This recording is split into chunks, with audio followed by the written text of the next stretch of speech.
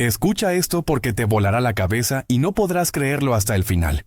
Un pachuco legendario que irrumpió en México con un Spanglish subversivo que unía fronteras mientras escandalizaba a los moralistas con trajes suit extravagantes y un humor irreverente que parodiaba todo, desde la alta sociedad hasta el imperialismo yanqui, acumuló una fortuna colosal que pocos imaginan. Ranchos exclusivos en San Ángel con piscinas y caballos de raza, fincas embrujadas en Acapulco donde organizaba fiestas legendarias, Cadillacs flamantes renovados cada año como si fueran juguetes, viajes impulsivos a Europa derrochando en casinos de Montecarlo y 3 yates Tintavento que surcaban mares de lujo absoluto con orgías privadas y invitados famosos. Pero todo ese imperio se desvaneció en una cadena de tragedias fatales, incendios sospechosos que devoraron embarcaciones, hundimientos misteriosos en costas, embargos crueles que lo despojaron de propiedades y una estafa devastadora tras el accidente aéreo de su socio gringo Joe Manny, quien supuestamente protegía sus bienes, pero los dejó en juicios eternos que lo arrastraron a deudas abismales y ruina total.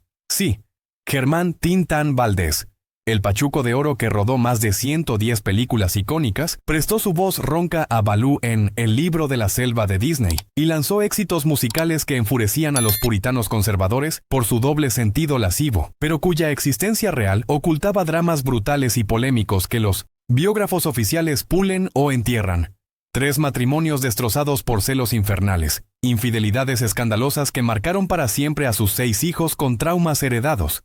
declaraciones incendiarias en entrevistas donde acusaba a la industria cinematográfica de explotarlo como un títere mientras productores se enriquecían, y una hepatitis viral que mutó silenciosamente en cirrosis avanzada y cáncer pancreático terminal, diagnóstico que su propia familia ocultó para no romperle el espíritu rebelde hasta el último aliento. ¿Sabías que cedió propiedades millonarias a Manny confiando ciegamente para protegerlas de su propio derroche compulsivo? Y las perdió en litigios interminables que lo humillaron.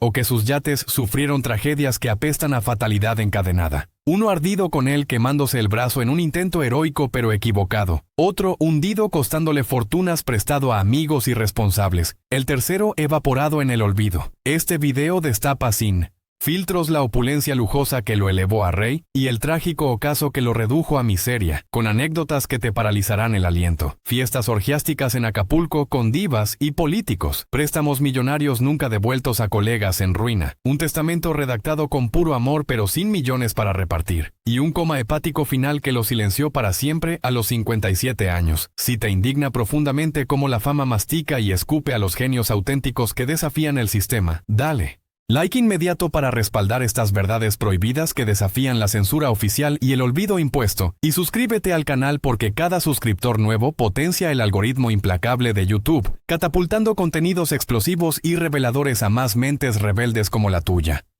Sin una masa crítica de suscriptores leales, estas bombas de realidad se entierran para siempre en el olvido digital profundo. No pares ni saltes. Mira hasta el final completo. Porque la bomba definitiva, sobre quién manipulaba realmente en sombras su fortuna oculta, y si su partida prematura fue solo enfermedad natural o algo más siniestro, te dejará impactado hasta los huesos, replanteando por completo el circo entero del espectáculo mexicano, entrelazado con tragedias ocultas y poderes invisibles, en las vecindades humildes y bulliciosas del centro histórico de Ciudad de México, donde el eco de vendedores ambulantes se mezclaba con el aroma penetrante de tacos al pastor, y los patios compartidos resonaban con risas infantiles que ocultaban precariedades cotidianas. Vio la luz primera Germán Genaro Cipriano Teodoro Gómez Valdés y Castillo el 19 de septiembre de 1915, en un hogar modesto y sobrecargado marcado por mudanzas constantes e impredecibles debido al oficio itinerante de su padre Rafael Valdés como agente aduanal en fronteras volátiles, un detalle enigmático y raramente explorado que ya insinuaba desde la cuna una infancia nómada, llena de contrastes culturales abruptos que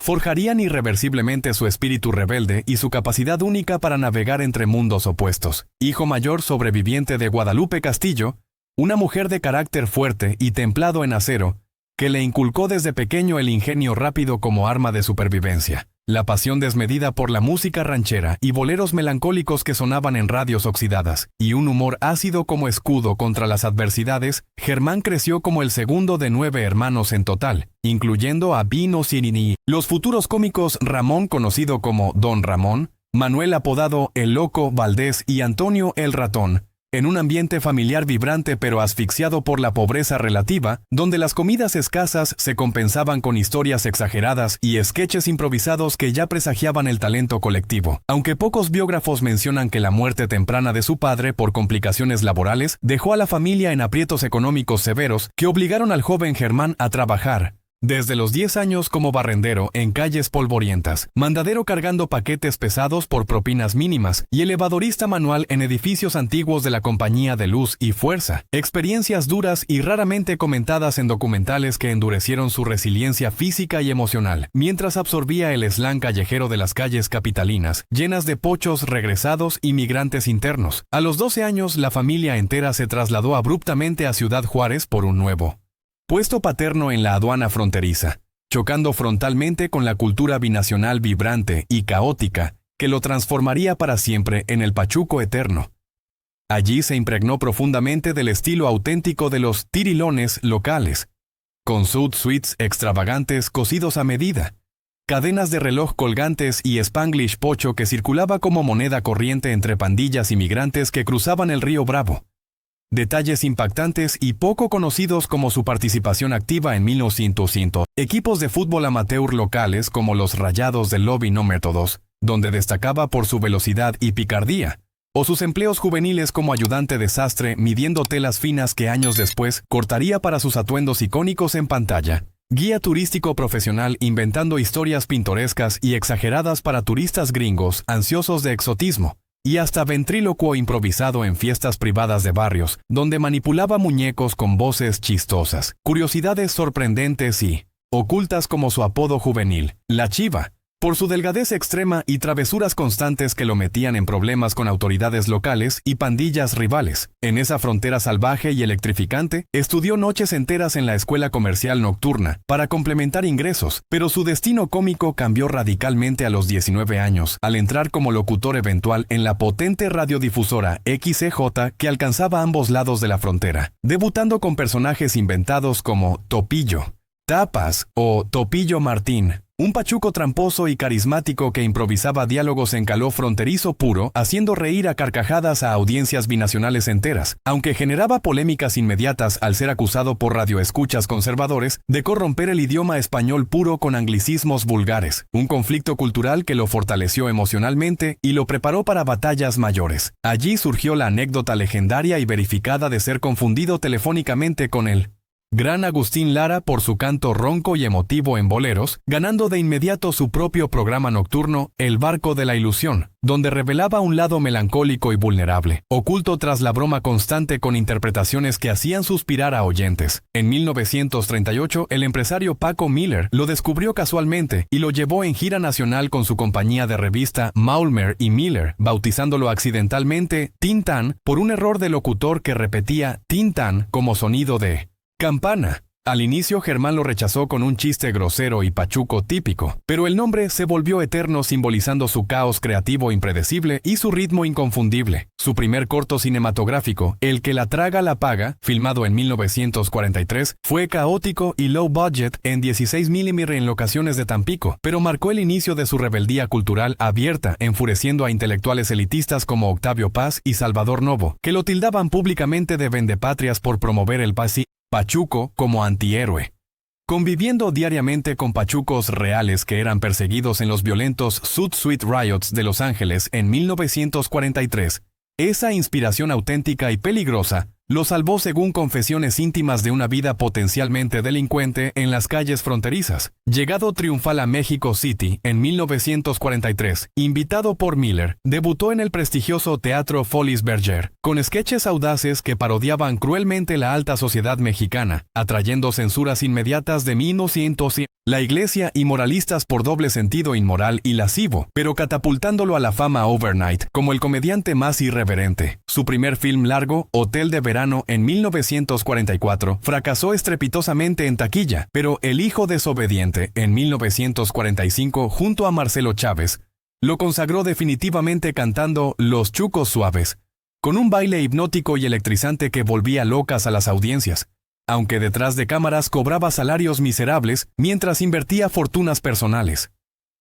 En trajes lujosos importados, las colaboraciones eternas con Marcelo Chávez forjaron una química legendaria e irrepetible en clásicos como Calabacitas Tiernas de 1949, rodeado de bellezas explosivas como Amalia Aguilar, Resortes y Rosita Quintana, improvisando diálogos lascivos y censurados que generaban escándalos nacionales. Rechazó múltiples ofertas de Hollywood por un patriotismo oculto y profundo que pocos reconocen. En El Rey del Barrio de 1949, su Pachuco conquistaba élites criticando sutil pero punzante el yanquismo, enfureciendo distribuidores estadounidenses. Sus discos como Pachuco Alegre y Bonita vendieron cientos de miles, pero ocultaba grabaciones privadas de boleros vulnerables que revelaban inseguridades profundas. Los lujos iniciales de la fama incluyeron Cadillacs anuales relucientes y el primer yate Tintavento que ardió en incendio misterioso y trágico. Detalle impactante donde Germán se quemó severamente el brazo intentando apagarlo con gasolina por error en Pánico. Presagio siniestro de fortunas efímeras con viajes europeos derrochadores en casinos y deudas crecientes que sus hermanos conocían pero callaban por lealtad. En Sinbad el Mareado de 1950, parodió a Errol Flynn con humor antiimperialista audaz. La familia artística se expandió con Ramón y Manuel envidiando éxitos mientras él los apoyaba financieramente en silencio. Cada triunfo cinematográfico era una capa gruesa, ocultando miedos profundos a la ruina, reflejados en roles como El Vagabundo de 1953, hilo emocional invisible tejiendo hacia sus pasiones reales, donde el Pachuco invencible en pantalla se fracturaba irremediablemente en amores turbulentos y destructivos, prometiendo revelaciones profundas y conmovedoras. En el vórtice apasionado y caótico de relaciones personales que moldearon su ser más íntimo y oculto, Germán Tintán Valdés bailó un tango eterno entre deseos intensos y desilusiones profundas, convirtiéndolo en un romántico enigmático y trágico donde cada lazo sentimental era un torbellino violento de celos posesivos, traiciones dolorosas y lealtades inquebrantables, ocultando cicatrices emocionales profundas tras su sonrisa eterna y pachuca fronteriza. Su primer matrimonio en 1937 con Magdalena Martínez, una camarera hermosa hija de restauranteros juarenses, surgió impulsivamente por un embarazo inesperado, y duró hasta 1948 marcado por infidelidades mutuas constantes y una depresión posparto severa de ella que la llevó a internamientos prolongados en psiquiátricos. Detalle trágico y poco conocido donde su madre Guadalupe cuidó al hijo Francisco Germán como propio durante años, y al descubrir el joven la verdad a los 18, supuestamente se suicidó en un acto desesperado. Rumor impactante que añade capas de suspense emocional y culpa eterna al legado, dejando finalmente a Francisco como un abogado exitoso en el Ministerio Público Federal, protegiendo el legado familiar con discreción. En 1948 conoció en pleno rodaje a Micaela, la Pachuca Vargas, una corista vibrante que encarnaba su ideal, casándose rápido y teniendo 3 hijos, Javier, Olga y Genaro. Pero los 7 años de unión explotaron en celos obsesivos y escándalos públicos con Mica, acusándolo abiertamente en prensa de derrochar fortunas en amantes, mientras él respondía con chistes cínicos sobre mujeres como Cadillacs que vienen nuevas y se van usadas. Affairs apasionados con actrices como Rosita Quintana chispeaban intensamente en pantalla, pero rechazó casarse con ella por una lealtad temporal y confusa. En 1956 conoció casualmente a Rosalía Julián del trío musical Hermanas Julián mediante un piropo audaz en una fiesta privada, enamorándose perdidamente tras un noviazgo largo de 7 años y casándose finalmente en una luna de miel romántica y lujosa a bordo del yate Tintavento, navegando Acapulco y Zihuatanejo, teniendo 2 hijos Carlos y Rosalía, una unión más estable que duró hasta su muerte, aunque sus celos la vigilaban constantemente prohibiéndole trabajar en espectáculo mientras él dilapidaba en apuestas compulsivas. Rosalía confesó en entrevistas póstumas discusiones nocturnas intensas donde Tintán lloraba desconsolado por miedos profundos a la soledad y abandono, revelando una vulnerabilidad emocional abismal. Rumores persistentes de affairs con fans anónimas y colegas ocultaban su generosidad extrema prestando dinero a amigos en ruina sin esperar devolución. En entrevistas de los 60 soltó frases explosivas como «Mi corazón es un barrio grande donde todos entran pero pocos se quedan de verdad», insinuando abiertamente poliamor en una era conservadora, escandalizando a la sociedad. Su devoción fraternal inquebrantable lo llevó a ayudar económicamente a Manuel el Loco en su carrera caótica, criticándolo duramente por imitarlo mientras Ramón lo confrontaba por negligencia familiar, priorizando lujos sobre hogar. Con Rosalía como última esposa, lo cuidó devotamente en enfermedad, ocultando affairs discretas finales, detalle emotivo que despierta piedad infinita por un amor incondicional pese a excesos y traiciones. Cada vínculo sentimental era una capa adicional en su enigma personal, como rivalidades amistosas con colegas por roles principales, confesando en privado envidiar estabilidades ajenas, revelando una soledad interna devastadora, tejiendo un tapiz complejo de lealtades, entrecruzado con declaraciones audaces, donde su lengua pachuca desataría tormentas mediáticas, prometiendo suspense constante culminando en controversias eternas e inmortales. En el ruedo público de declaraciones explosivas y controversias interminables que esculpieron su mito perdurable y polémico, Germán Tintán Valdés manejaba las palabras como cadenas de reloj doradas en Sud Suite, cortando sin piedad la hipocresía mexicana con un humor disfrazando críticas punzantes y sociales. Pero cada confesión era un paso deliberado hacia abismos de escándalos inmortales que lo elevaban o hundían. En entrevista clave de 1949 defendió apasionadamente su Spanglish característico declarando: «Une fronteras invisibles y no corrompe nada, al contrario, enriquece», enfureciendo a puristas literarios como Octavio Paz, que lo tachaban públicamente de vendepatrias cultural, ocultando que rechazó múltiples ofertas lucrativas de Hollywood por una lealtad profunda a México, detalle patriótico sorprendente y poco reconocido. En los 50, durante el rodaje de El Bello Durmiente, confesó abiertamente a periodistas la explotación brutal de la industria pagando salarios miserables, mientras productores se enriquecían obscenamente generando boicots sutiles, pero posicionándolo como rebelde auténtico, temiendo siempre represalias ocultas. La polémica mayor estalló en 1955, post-divorcio de Mica, cuando declaró en Radio Nacional: «Las mujeres son como películas, unas taquilleras eternas, otras flops olvidables», escandalizando a movimientos feministas incipientes que lo boicotearon mientras respondía con canciones de disculpas veladas y irónicas.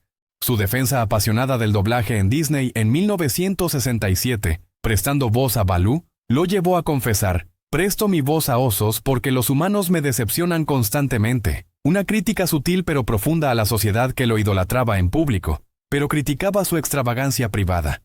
En los 60, sus declaraciones sobre finanzas fueron explosivas, admitiendo sin remordimientos que dilapidaba millones en yates, autos y viajes, porque la vida es un carnaval pachuco que hay que vivirla a todo. Pero acusó directamente a su socio Joe Manny de estafarlo tras su muerte en accidente aéreo, perdiendo propiedades en juicios eternos, alimentando teorías conspirativas persistentes. Emocionalmente, en 1966, lloró abiertamente hablando de sus hermanos, confesando envidias familiares profundas que los medios explotaron, culpándolo de no compartir suficiente fortuna. Su postura firme anticensura en las series de Chanoc en los 70 incluyó declaraciones contra el gobierno por reprimir el humor libre, atrayendo vigilancia sutil y añadiendo misterio a sus giras nacionales.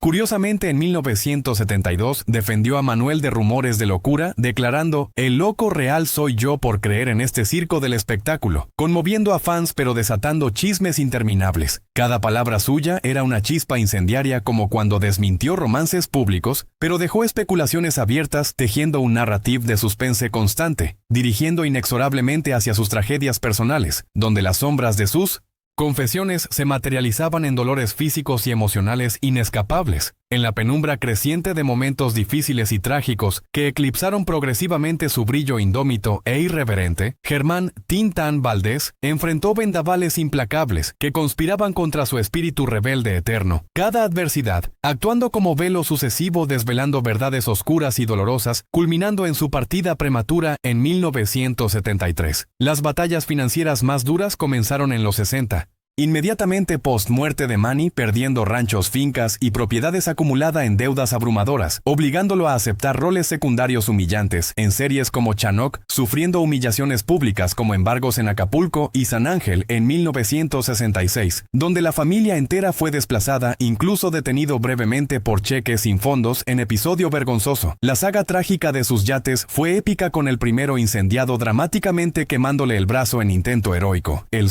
Segundo hundido trágicamente prestado a hermanos Arnold, costándole 700,000 pesos irrecuperables. El tercero usado en luna de miel pero cuyo fin permanece incierto en rumores. La hepatitis viral diagnosticada en 1972 se agravó rápidamente en cirrosis avanzada y cáncer pancreático terminal, postrándolo en cama rechazando tratamientos agresivos por orgullo pachuco, confesó a Rosalía. No quiero morir como un pachuco pobre y derrotado. La familia cercana ocultó deliberadamente el cáncer terminal, evitándole sufrimiento psicológico, muriendo sin saber que estaba desahuciado el 29 de junio de 1973, en coma hepático a los 57 años, dejando un testamento redactado con puro amor hacia viuda e hijos menores, pero apenas un seguro de la ANDA por 40,000 pesos en miseria absoluta, contrastando brutalmente con lujos pasados. Sus últimos días fueron paradójicamente felices y tranquilos, trabajando pese al declive físico produciendo Capitán Mantarraya, reuniendo a hermanos Ramón y Manuel, cumpliendo sueño de 1900 fans. Un viaje planeado a Zihuatanejo para alivio en el mar fue interrumpido por complicaciones graves regresando de emergencia a la capital. Su legado vivo y pulsante perdura en la familia que preserva su memoria con Rosalía, publicando libros y documentales. Fundación en Cuernavaca con más de 1,000 piezas de objetos personales, estatuas erigidas en toda la República, homenajes anuales en aniversarios, influencia profunda en nuevas generaciones promoviendo biculturalismo y el pachuco como símbolo de modernidad adelantada, estudiado en universidades por impacto social. Exposiciones multimedia como la del Museo Caluz en 2023, celebrando 50 años luctuoso. Hoy, en 2026, a más de 50 años de su partida, su espíritu pervive vibrante en festivales como Pachuco Ritmo y Son, sobrinos como Marcos homenajeando con canciones y parodias, reconociendo su esencia musical mexicana única, extendiéndose influencia a colaboraciones jazz con Dizzy Gillespie, y doblajes Disney eternos como Balú y el gato O'Malley, marcando generaciones enteras con su voz ronca, ícono cuya fortuna oculta y lujosa se transformó mágicamente en herencia cultural imperecedera, dejando al público eternamente impactado por el pachuco, que fue silenciado físicamente pero nunca olvidado en el alma colectiva mexicana. Suscríbete ahora mismo y dale like si esta historia te impactó hasta el fondo. Comparte con todos para que más gente conozca la verdad oculta y lujosa de Tintán que los libros oficiales esconden.